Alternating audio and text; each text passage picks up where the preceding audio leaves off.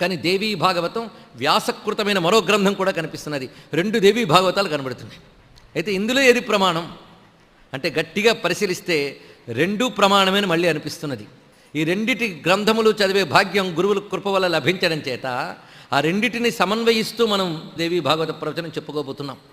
అయితే ప్రసిద్ధిగా మన వారికి తెలిసిన దేవీ భాగవతం కాదు, మరొక దేవీ భాగవతం అన్నాము. దాని గురించి నా అనుభవం చెప్పుకోవాలంటే బాల్యంలో మా ఇంట్లో గ్రంథం ఉండేది దేవీ భాగవతం పేరుతో. శిథిలంగా ఉండేది, అది సంస్కృత గ్రంథం. దానిని మా నాన్నగారు బ్రహ్మశ్రీ రామ్మూర్తి శర్మ గారు తెలుగులో తొహరా అనబడేటువంటి రగడ ఛందస్సులో అనువాదం చేశారు మొత్తం.